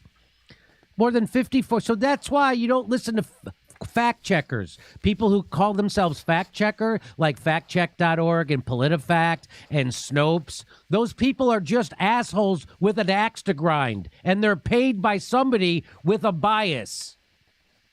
They're not fact checkers. They're propagandists. CNN are propagandists. MSNBC are propagandists. PolitiFact is propagandist. FactCheck.org are propagandists. PBS is a propagandist. Snopes is propaganda. Anybody who calls themselves an official fact checker is a propagandist. That's how you know they call themselves fact checkers.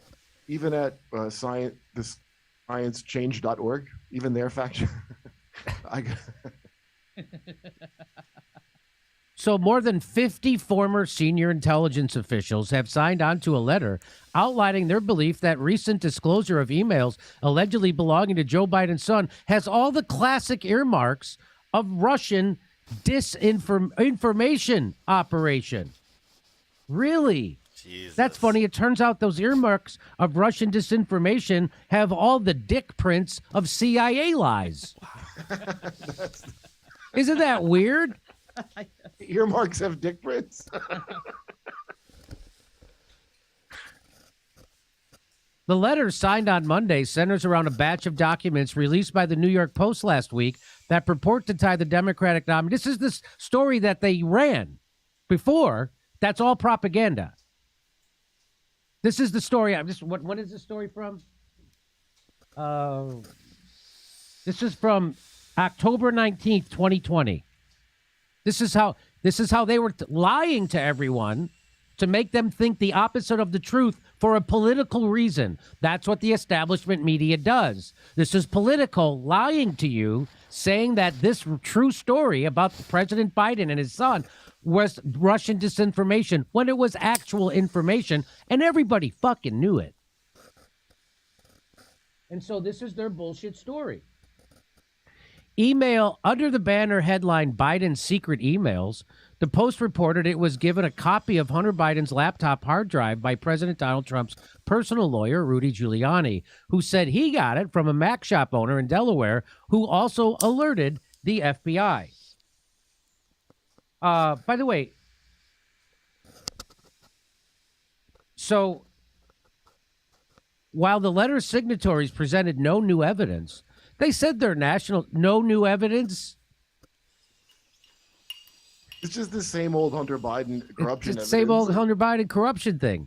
They said their national security experience had made them deeply suspicious that the Russian government played a significant role in the case and cited several elements of the story that suggested the Kremlin's hand in the work. Wow. They just got a feeling. That's all that is. They got a feeling. If we are right, they added, this is a Russian trying to influence how Americans vote in the election, and we believe strongly that Americans need to be aware of this. Yeah. If we are right, if we are right, this is huge. But if we are wrong, we are fucking censors and doing the work of the Ministry of Truth. And it turns out you were wrong. And you guys committed a sin against the First Amendment in the United States, which is freedom of speech. Yep. Nick Shapiro, a former top aide under CIA Director John Brennan, provided Politico with a letter on Monday. He noted that the IC leaders who have signed this letter worked for the past 4 presidents, including Trump. The real power here, however, is in the number of former working-level intelligence community officers who want the American people to know that, once again, Russians are interfering. So that's called CIA propaganda that the Politico was repeating verbatim. So you understand why guys like me have a show with over 1 million viewers is because people at Politico repeat CIA and State Department talking points uncritically, and they're propagandists on purpose. I mean, if this is how hard the former CIA people work, can you imagine what the actual ones do? And who wrote this? This is by Natasha Bertrand. So Natasha Bertrand, super big propagandist, manufacturer of consent, and liar to her own readers. For Russians at this point, with Trump down in the polls, there is incentive for Moscow to pull out the stops to do anything possible to help Trump win or to weaken Biden should he win. And the letter says a laptop op fits the bill, as the publication of the emails are clearly designed to discredit Biden. Wow. A classic laptop op. Watch this. Remember this at the debate? Standard about shit. Russia, Ukraine, China, other countries, Iraq. If this is true, then he's a corrupt politician. So don't give me the stuff about how you're this innocent baby. Joe, they're calling you a corrupt politician. Nobody. President Trump, I want to stay on the issue of race. We're talking about the issue. From hell. President Trump, we're talking about race right now, and I do want to stay on the issue of race. President Trump, And I you've have to just respond to that. please, Because look, very there quickly. are 50 former national intelligence folks who said that what he's accusing me of is a Russian plan. They have said that this has all the 5 former heads of the CIA, both parties, say what he's saying is a bunch of garbage. Nobody believes it except his and his good friend Rudy Giuliani. You mean the laptop is now another Russia? That's exactly what This is where he's going. The All right. laptop Back me up, is CNN. Russia. Gentlemen, I want to stay on the issue of race. You okay? have to be kidding. Here we Mr. go again President, with Russia. We're going to. Here we go with Russia. By the way, why would They're both Russia horrible, want Trump to win since they want to go in Ukraine? Like, didn't it work out way better for them for Biden to win? So they could go right in? Yes. No.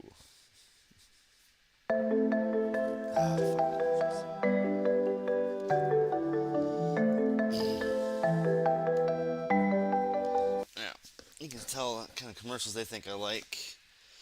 Always go to the vegetarian nutrition shit. Thank you, YouTube, for showing your hand. Virtually every liberal outlet, except to their credit, the New York Times, spread this CIA lie and lied about what these officials said. They admitted they had no evidence for their suspicion.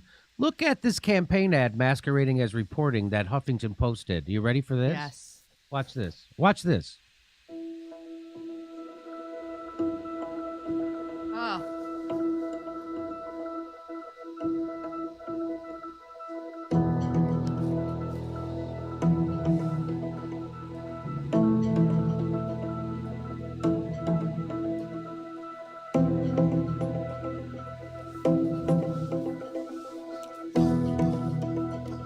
Super dramatic.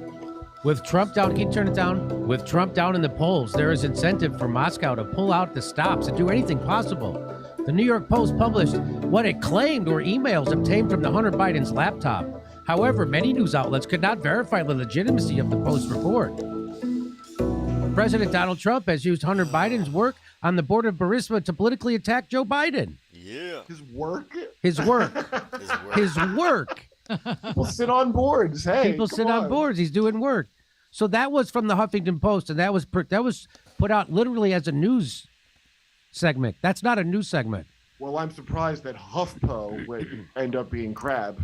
That's 100% propaganda. And they're afraid of YouTubers and Joe Rogan. Again, the biggest liars and misinformers are always the government.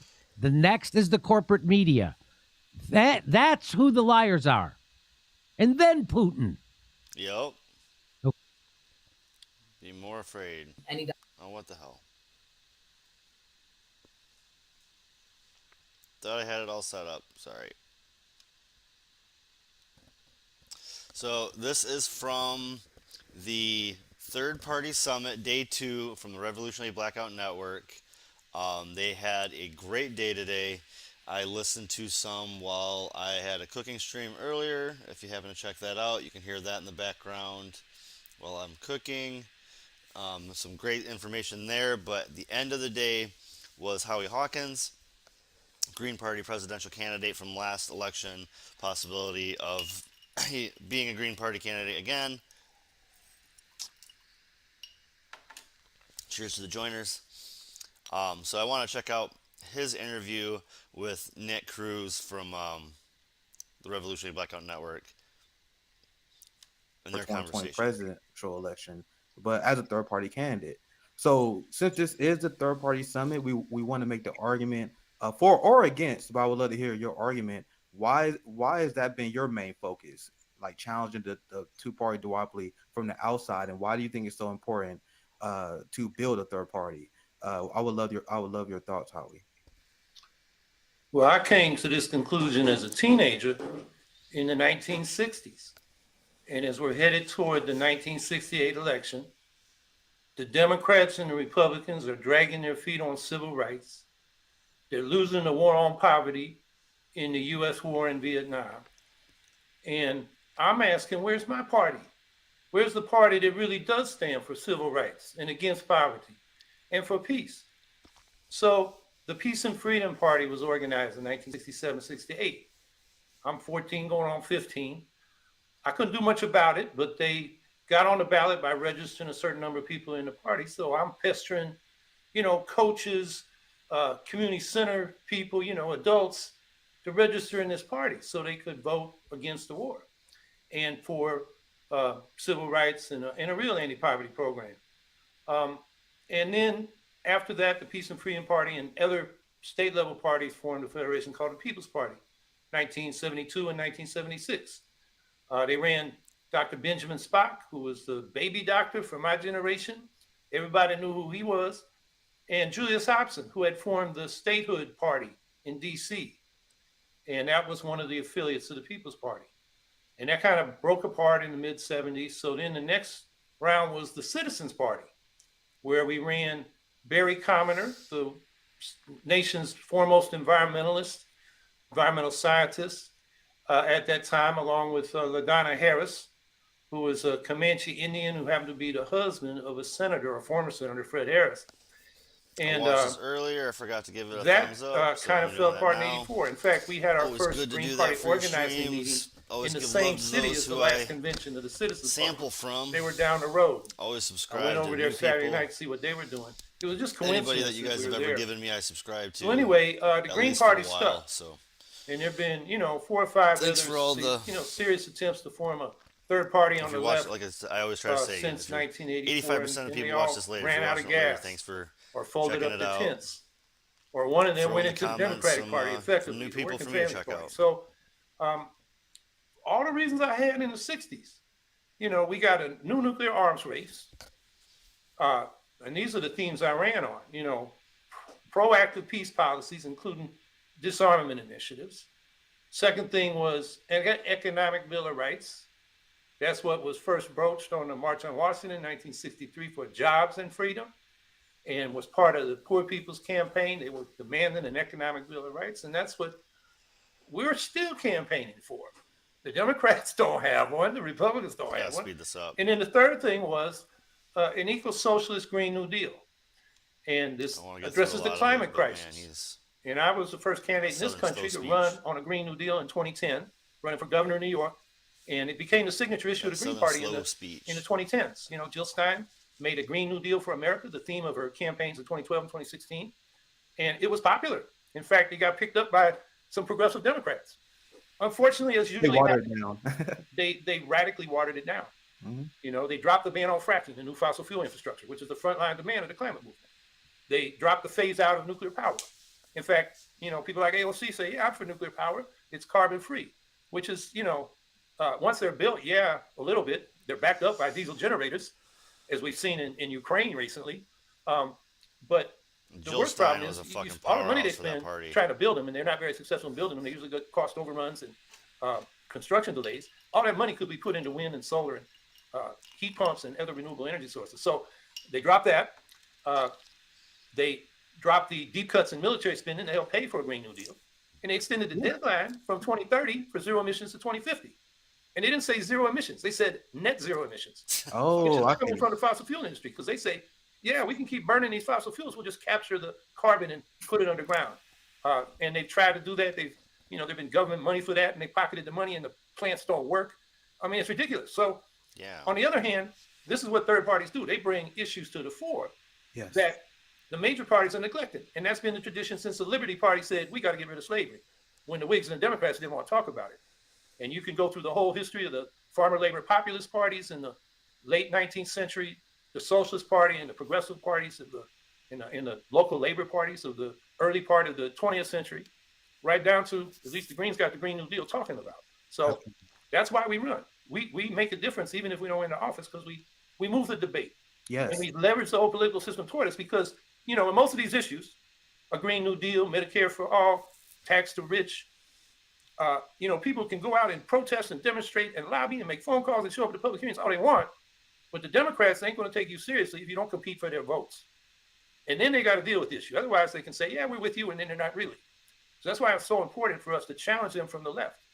And even if we don't win, we move the system. And I know I've been going long for the first. No. There's so much great things that you said. I was actually going to ask you about the Green New Deal as well, because this is the stance that you guys have on the military and the fact that you guys actually take climate change seriously. Because this is actually how I got started out as an activist, organizing with KC Sunrise. And eventually, I got into the Bernie campaign, became a citizen journalist, and now doing what I'm doing. It all started with the climate crisis. I was more of I always joke I was a nerd before I was into politics. Nice. You rely about science, rely about history as well. But the climate crisis was one of those things that freaked me out. And there have been studies that have been shown that people in my generation has a ton of anxiety because of this issue. And now when you look at who is the largest polluter in human history, we have the United States military, which why I was glad to see that you had on your platform that you guys wanted to cut the military budget by at least 75%, which I think that you have to advocate for that. If you're parades of helicopters and parades of jets that take up massive amounts of fuel, polluting our airs is a bad thing. Come on, man. That's they allowed the military-industrial complex, and then you see how the progressives started to hedge. Now you call yourself in the Green Party is an eco-socialist movement. Now I have been critical of other third parties, especially libertarian, especially the Andrew Yang Party, because I see if you're running as a capitalist, it seems like you're running just to replace the duopoly and become the new oppressor. So I just want to ask you, like, why do you embrace the eco-socialist label, and why do you think it's important to challenge capitalism? If you want to take that question, Howie. Sure. Well, capitalism is based on endless growth. It's an imperative within the system. Got that slow saying. Every capitalist firm has to grow or they're going to die, because they're in competition in the market. That imparts a growth dynamic that has no regard or any sense of reciprocity with the environment. So it just consumes the environment. It's inherently anti-ecological. It's also exploitive. You don't get the full value of your labor. The capitalists take some of what you created by working and pocket it for themselves, even though they didn't do the work. I mean, that's theft. Always. But that's the way the system works, and it creates more and more inequality. And particularly, you know, we first had the New Deal, which had some regulation of it and some social programs. For the last, 50 years, we've been in a neoliberal phase, which means deregulation. The rich get subsidies, but the rest of us pay taxes in a system that's more regressive. So actually now, we pay higher tax rates, you know, all the taxpayers, than the top 1/10 of 1%. It's pretty much a flat tax when you count local, state, and federal taxes. You know, the payroll taxes are a flat tax and so forth. So all these changes since the 70s, it's created more inequality. That's capitalism, you know, run amok. So, there are two basic reasons. And then the third I would add is that capitalism in all the countries of the world are, one form or another capitalism. And, the bigger ones, that creates an imperative toward imperialism, trying to dominate and influence other countries to get their resources, their cheap labor. And now in the case of, this is going all day tomorrow again, guys. And destroy your government. 9.5 hours today. I listened to like inter-imperialist or 5 or 6 hours of it. And, just had it on as background noise while I cleaned, while I cooked, while I did stuff. I just have news on as background. And I heard somebody listening to A Difficult Truth the other day say that I was listening to your show while I took a shit and shower and got ready for work. And it's like, that's fine, man. We don't care. Whatever you got to do. Like, I'm a news junkie, so I listen to podcasts while I drive. I listen to news while I'm getting ready. We listen to news while we're going to sleep. We take breaks from the news too. You have to. You have to have mental clarity, but they're going to be going all day tomorrow again, so it's a great opportunity. Throw them on, give them, Revolutionary Blackout Network the view, and also hear some great conversations. Today there was some fantastic dialogue happening, some great conversations. Normally put as a top priority, which is to expand production to end poverty. Now the problem is distribution and limiting production within ecological limits. Absolutely, and that's a great discussion, and we've been highlighting how capitalism is the highest form of imperialism, and in order to be anti-imperialist, you have to be anti-capitalist, and that mechanism is what leads organizations like NATO to be this hostile military alliance that overthrow countries so they can sell arms to them. And you always have this giant military-industrial complex that will continue to fund a war. So this is why it's very important to challenge our society through an anti-capitalist lens as well. And now there are a lot of people who they want to run away from this. And I want to ask your opinion on this, Howie, as well, because I see some people, they run third party and they advocate for populism over socialism because they're afraid of like the backlash. What is your general opinion about it? Do you think people should continue to champion socialism? What do you think about like this populist movement versus like socialism? Do you have an opinion on that before we move on to the next question? Yeah, in terms of what we're actually fighting for, it's got to be a democratic and ecological socialism. We got to change the system. The people that talk about populism I'm hearing these days have this, I think, stupid notion that you can get the right populists who are racist together with the progressive populists who aren't. That has been the Achilles heel of progressive movements throughout American history. There's a book by Robert L. Allen called Reluctant Reformers. And he goes through all of, progressive movements, even going back to the abolition movement, where, the white leadership would compromise on the question of racism, hoping they would get more white people involved in the movement. Of course, then they lost the black people. You can't have class unity without racial unity. And so you got to deal with the question of racism. And what I hear the populists, they're trying to, brush that under the rug, calling it identity politics and stuff like that. Rather than dealing with, you got to fight racism. And you got to, you got to do that if you're going to have the working class united so they can take power. And I'm glad that you brought it up like that, because when we talk about this issue on International Leftist Coalition, I talked to Dr. Kareem Patel, Dr. Kareem Patel and Dr. Peter Beatty, and we make the argument, and I continue to do so, that class is related to race. So when you deny people, and I've been very impressed by the Green Party because you guys actually are willing to challenge the liberal establishment, the white capitalist class by supporting reparations, because that's a debt owed. And we look at the wealth that is extracted, it is literally justified using white supremacy. Civil asset forfeiture impacts black people around 60% rate. Redlining, like these things go way beyond slavery. So I'm glad you brought that up, because these are things that we always trying to educate people on. Instead of running away from these issues, these are key issues that we must challenge. We must challenge the white supremacist system of policing and how capitalism and Wall Street targets disenfranchised classes as well as the white working class. Because this is how we connect our issues together, which is what our revolutionary leaders wrote about when they spoke about identity politics originally.